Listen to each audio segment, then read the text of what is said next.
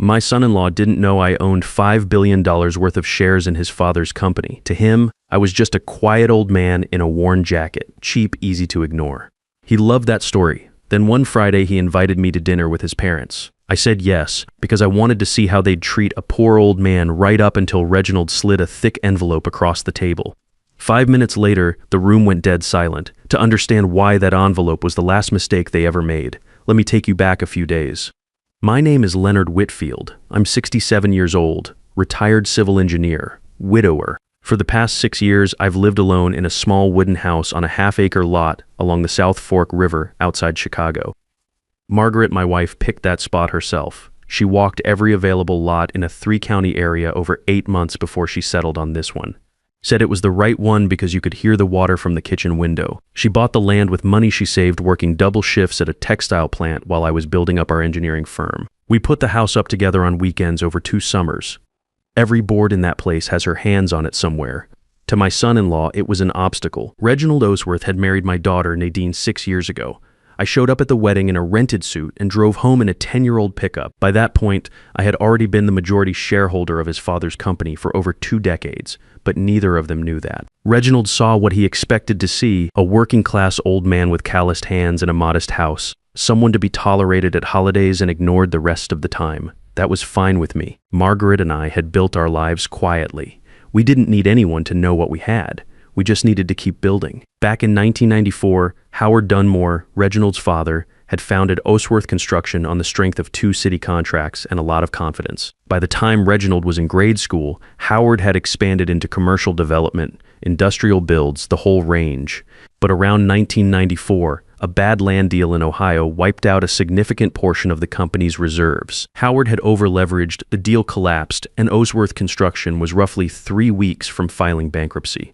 Howard needed a silent partner. He needed someone with capital who wouldn't ask for a seat at the table, who would let him keep running the company and save face. My engineering firm had done well over 20 years. Margaret and I had saved carefully. We had built up enough that we could put in $280 million for a 51% controlling stake without destroying ourselves financially. It was most of what we had, but we believed in the fundamentals of the business and we believed Howard could stabilize it if he had the runway. We drew up the agreement through Clifford Hartley, my attorney at the time, and we kept it quiet. Howard knew, his lawyers knew, Clifford knew, nobody else did. Over the next 30 years, Osworth Construction grew. Chicago kept building. The company landed contracts for commercial towers, waterfront redevelopments, infrastructure projects across the Midwest. That $280 million stake, compounded through 30 years of growth and reinvestment, was now valued at just over $5 billion. Howard's son had been running the company as CEO for 4 years and had never once asked who LW Capital was. It started on a Tuesday. Reginald called and said he wanted to catch up over coffee at his office. In 6 years of marriage to Nadine, the man had never once asked to catch up with me. I drove downtown in my pickup and rode the elevator to the 22nd floor. His office was the kind of place designed to make you feel small, glass everywhere, city view in every direction. He had me sit in a low chair across from a desk that cost more than a car, and then his phone rang and he stepped out to take the call in the hallway. That's when I saw it. His laptop was open on the side table next to the window. The screen was still lit. An email thread was pulled up and the subject line read, Riverside, Legacy, Final Barrier. I didn't touch the laptop. I leaned forward in my chair and read from where I sat. His project manager had written, the Whitfield parcel is the only remaining obstacle. The access road to the full development runs directly through that property. Without it, the entire northern section is landlocked, and the Tokyo investors will not commit. We need a resolution on the old man's lot before end of quarter. Below that, Reginald had replied, work every angle. Offers, pressure, whatever it takes. That property does not leave the table. I took out my phone, the old one with the cracked corner, and I photographed the screen. Then I set the phone back in my jacket pocket and folded my hands in my lap and waited for Reginald to come back. When he walked in, I smiled and told him the view was something else. He smiled back and agreed. We talked for 20 minutes about nothing. He said he wanted to make sure I was doing all right out there on my own. Said Nadine worried about me. Said if I ever needed anything, I shouldn't hesitate to ask. I said I appreciated that. I drove home and called Clifford before I even got out of the truck. Clifford Hartley had been my attorney for 22 years. He handled everything from Margaret's estate to the LW Capital accounts to the annual shareholder filings that nobody at Osworth Construction ever seemed curious enough to trace back. He was 60 years old, steady as a load-bearing wall. and he had never once panicked in a situation that warranted it. I told him what I had seen on the laptop. I told him about the email and the phrase work every angle. I told him I expected an invitation to dinner before the end of the week. Clifford was quiet for a moment. Then he said, "You want me to pull Clause 17? Get everything ready," I said. Termination paperwork for the CEO, full asset freeze, emergency board meeting. I want it all drafted and sitting on your desk by Thursday night. Consider it done. Anything else? Yeah, find out who else on the board has been unhappy with Reginald's leadership. I want allies in that room before I walk in. He said he would make some calls. I spent Wednesday the way I usually do. I drove out to the lot behind the house and split firewood for an hour. I made a sandwich and ate it at the kitchen table looking out at the river. I went through some old files in the back room, the ones from the early days of the engineering firm back when Margaret and I were working out of a converted garage and taking whatever contracts we could get. There's a photo in one of those folders, Margaret and I standing in front of our first completed project, a small pedestrian bridge over a drainage canal in Cicero. She's laughing at something I said. I don't remember what. I've looked at that photo 100 times and I still can't remember. But I remember the way she looked at every project we finished. Like she was personally proud of every rivet in it. That land along the South Fork was hers the same way that bridge was hers. She earned it, she chose it. She planted those trees along the east fence line herself, one per year for the first 10 years. Reginald's project manager had called it a barrier. His boss had called it an obstacle. Neither one of them had ever stood on that lot at 6 in the morning and watched the fog come off the water. Thursday night, I sat at the old desk in the back room and opened the folder Clifford had sent over. The original shareholder agreement from 1994, the amendment filings from 2003 and 2011, the Clause 17 provision, which gave the majority shareholder the right to trigger an emergency board review and immediate executive suspension in the event of conduct that constituted a breach of fiduciary duty or criminal conspiracy.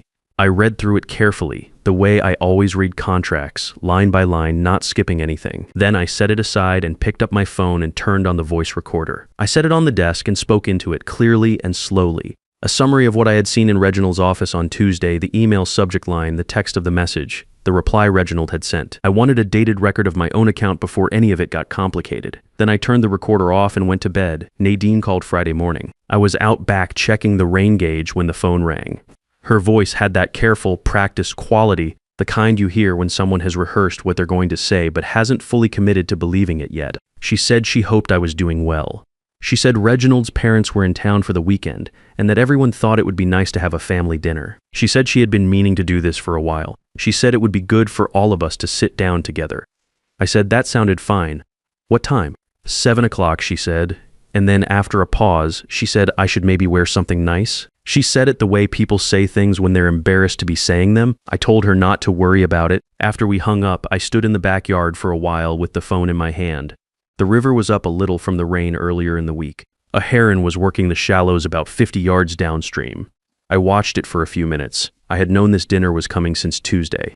I had 4 days to decide how I wanted to handle it, and I had spent those 4 days getting every piece of paper in order, every recording time-stamped, every legal instrument cocked and ready. I wasn't angry the way I might have been at 40. At 67, you've seen enough to know that anger is just energy, and energy is only useful if you point it somewhere. I went inside and pressed the voice recorder on my phone to make sure it was working. Then I put on the brown jacket, the worn one that Nadine always winced at, and I called a cab. I wanted to arrive looking exactly like what Reginald expected me to be. The cab dropped me off at the Winnetka address at 5 minutes to 7. The house was lit up from every window, the kind of place that looks like a magazine spread from the outside. Stone driveway, manicured hedges, a front door that probably cost more than my first car.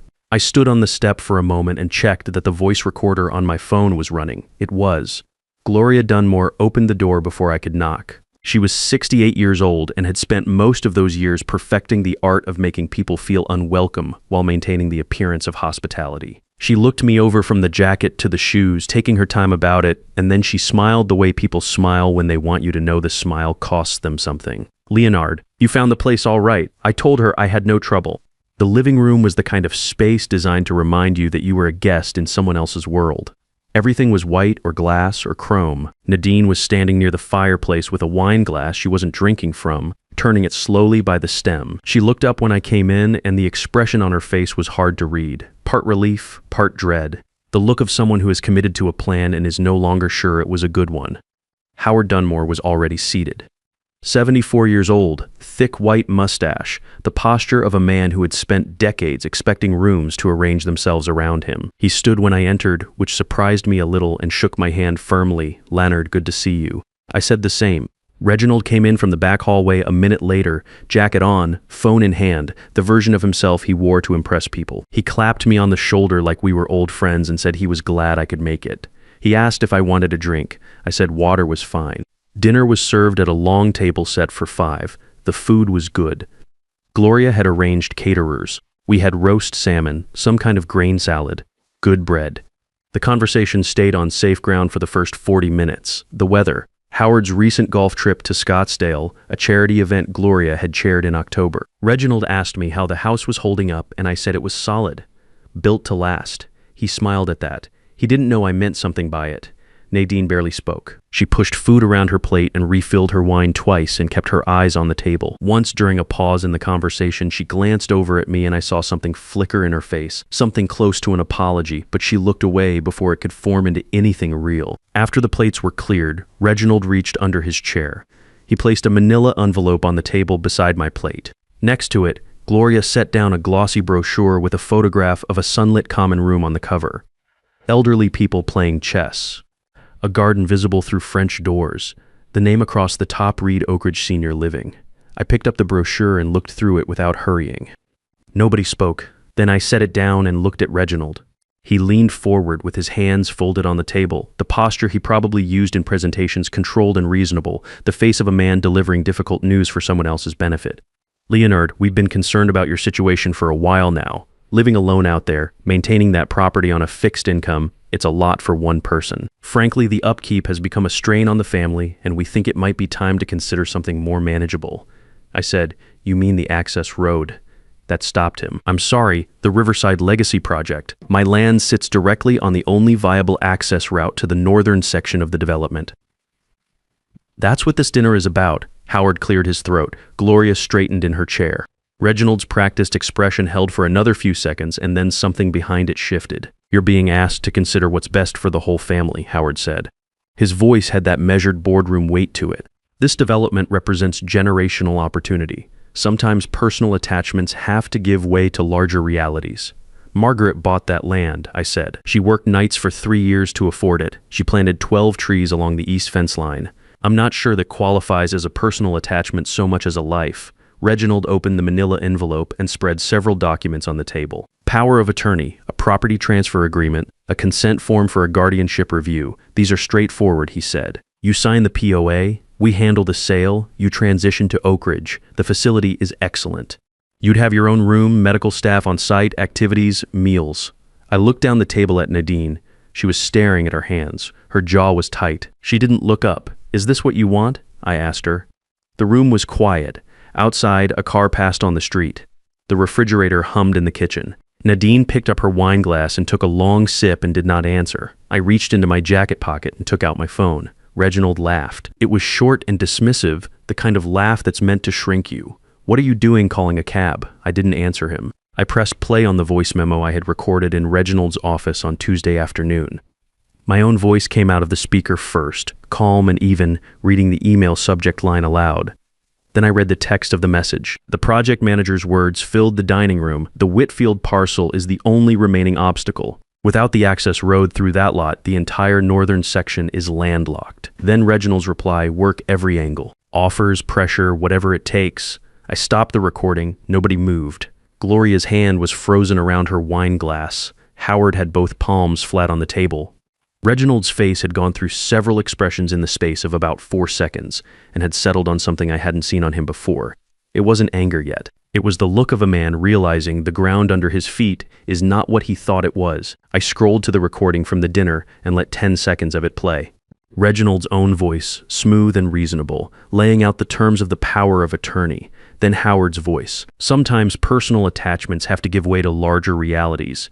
Then Gloria setting the Oak Ridge brochure on the table, the soft click of it against the wood. I stopped that one too and set the phone face up between the documents and the brochure. "I've been recording since I walked in," I said. "Everything said at this table tonight is documented. Clifford Hartley has copies of both files as of 10 minutes ago." Reginald stood up. His chair scraped back hard against the floor. "That recording is inadmissible. Illinois is a two-party consent state. You can't use that. Illinois requires consent from all parties for private conversations, I said. A dinner table with 5 people present is not a private conversation under the statute. Clifford already checked. But even if it were, what's on that recording is sufficient probable cause for a criminal investigation into elder financial abuse, which is a Class 2 felony in this state. You can argue the admissibility question with a judge if you'd like. He looked at me for a long moment, then he said, "Sign the papers, Leonard." "This doesn't have to go any further. I'm not signing anything tonight," I said, "but I'm making a phone call." I dialed Clifford and put it on speaker. He answered on the first ring. "Leonard, Cliff. Activate Clause 17 of the LW Capital Shareholder Agreement. Freeze all Osworth Construction assets pending emergency board review. Prepare termination documentation for the Chief Executive Officer, effective immediately. Already drafted and ready to file. Board meeting is confirmed for tomorrow morning, 9 o'clock. Lorraine Hollis and Philip Brannigan have both confirmed attendance. Full board will be present. Thank you, Cliff. One more thing. Do you need anything else tonight?" I looked across the table at Reginald, who was standing with one hand on the back of his chair, not quite holding himself up and not quite standing on his own. "No," I said. "I think we're done here." I ended the call. Howard made a sound low in his throat. "LW Capital," he said, almost to himself. Then he looked at me directly for the first time all evening. Really looked, and I could see the moment it landed. "Leonard and Margaret. L&W, you borrowed $280 million in 1994 to keep the company alive," I said. "I gave you that runway. I gave you 30 years of silent partnership and never asked for a seat at your table or credit for a single contract. That $280 million is worth $5 billion today. And you used 6 years of Sunday dinners and one Friday night to try to steal my wife's land so your son could build a glass tower on it." Howard didn't say anything. He looked older than 74 right then. Reginald found his voice again. It had less force behind it. "Now I'll fight this. Wrongful termination. Shareholder overreach. I'll have lawyers on this by morning." "You're welcome to," I said. "You'll be funding that lawsuit from personal assets since the corporate accounts are frozen as of tonight. Clifford has already contacted the other board members. The vote tomorrow is a formality." I picked up my phone and put it back in my jacket pocket. I pushed back my chair and stood up. Nadine was still at the table. She hadn't moved since I started the recording. Her wine glass was empty. She was looking at the tablecloth. I stopped beside her chair on my way out. "I'm not angry with you," I said quietly, "but I need you to understand what happened here tonight, and I need you to think about it on your own, without him in the room." She didn't look up. But she nodded, just barely, and I saw her jaw tighten the way it used to, when she was a kid trying not to cry. I said, "Good night" to the room. Nobody responded. The cab I had prearranged was waiting at the end of the driveway. I got in and gave the driver my address and watched the lit windows of the house get smaller through the rear window until we turned onto the main road and they disappeared. I was home by 9:30. I made a cup of coffee and sat at the kitchen table and listened to the river. The board meeting the next morning took less than an hour. I wore a dark suit, the only one I owned, bought for Margaret's funeral and worn twice since. Clifford met me in the lobby of the Osworth Construction Tower at 8:45. He had 2 briefcases and the calm expression of a man who had prepared thoroughly and was not worried about the outcome. We rode the elevator to the top floor. The boardroom was a long room with floor-to-ceiling windows on 2 sides and a rosewood table that seated 12. Lorraine Hollis was already there when we arrived. Along with Philip Brannigan and 5 other board members, they stood when I walked in, not out of ceremony. Out of something closer to relief, Lorraine had been a board member for 11 years and had watched Reginald's tenure with increasing concern. She had called me the previous night after Clifford briefed her, and the first thing she said was that she was glad someone had finally done something. Philip said roughly the same thing in fewer words. Reginald arrived at 9 with Howard beside him and a lawyer I didn't recognize trailing behind. Reginald had made an effort with his appearance, but his eyes were tired and there was a tightness around his mouth that no amount of preparation could smooth over. Howard walked slowly. He looked like a man carrying something heavy that he had no way to set down. Clifford presented the case in order. The email thread from Reginald's laptop, the dinner recording. The legal analysis establishing that the conduct at the table Friday night met the threshold for elder financial abuse under Illinois statute. The documentation showing that Reginald had directed company resources toward a personal acquisition scheme that used his executive position as leverage. Each board member had a printed copy of the materials in front of them. The room was quiet while Clifford spoke. Nobody interrupted. When he finished, Lorraine Hollis looked down the table at Reginald and said, "Do you have anything to say before we vote?" Reginald's lawyer leaned over and said something in his ear. Reginald shook his head once and said nothing. Lorraine moved for immediate termination of Reginald Osworth as chief executive officer. Philip seconded. The vote was 8-0. Howard abstained. His board advisor position was terminated by separate motion, also unanimous. Reginald sat without moving for a moment after the vote. Then he looked at me from the far end of the table. I built that company, he said. For 4 years I built it. Your father built it, I said. You ran it. There's a difference. He didn't have an answer for that. Security came at 9:47 and walked him and Howard to the elevator. The lawyer followed with his briefcase. The doors closed and that was the end of it. Lorraine was named interim CEO that same morning. Her first decision was to commission a redesign of the Riverside Legacy Access Plan. 3 months later, the revised proposal routed the entrance road along the northern boundary of the property rather than through it. The development broke ground in the spring. The land along the South Fork stayed exactly as it was. The city approved a proposal in March to establish a public walking path along the river frontage. They named it the Margaret Whitfield Riverside Trail. I found out by letter. I read it twice and then set it on the kitchen table and went outside and stood on the back step for a while. I didn't have much to say about it. It seemed right. It seemed like something she would have appreciated more than I could put into words. Nadine knocked on my door on a Saturday morning in April. No call ahead. She was wearing a plain cotton jacket and her hair was pulled back without any particular care. She looked like she had been sleeping poorly for a while, which I suspected was accurate. She said she was sorry, not for leaving Reginald. She was clear on that, said it was the right decision, and she had made it herself. She was sorry for Friday night. For sitting at that table and not speaking when I looked at her and asked her directly, I told her I understood why she hadn't. Fear is a reasonable response to a situation like that. It doesn't make it right, but it makes it human. We sat on the back porch with coffee and talked for 2 hours. About Margaret mostly. About the early years when the three of us would drive out on weekends and work on the house. Nadine handing nails up to me while I worked on the roof framing. Margaret marking measurements on boards with a carpenter's pencil she kept behind her ear. Nadine said she hadn't thought about those days in a long time. I told her I thought about them most mornings. She didn't ask me for anything. She didn't hint at her circumstances or suggest I might help with rent or make any reference to money at all. She just sat and drank her coffee and looked out at the river, and at one point she said, "Mom really did pick the best spot." I said she really did. Some men spend their whole lives making noise about what they have. Margaret and I decided early on that what we built was ours, and that the people who needed to know would know when the time came. That time came on a Friday night in November, and it went the way it was always going to go. You don't have to announce what you're worth. You just have to be ready when someone makes the mistake of assuming you aren't worth anything at all. If this story meant something to you, pass it on to someone who needs to hear it. And if you've got something worth protecting, don't wait for someone to come after it before you decide to stand up for it. Like and subscribe, and come back for more stories about the people who built something real and refused to let it be taken.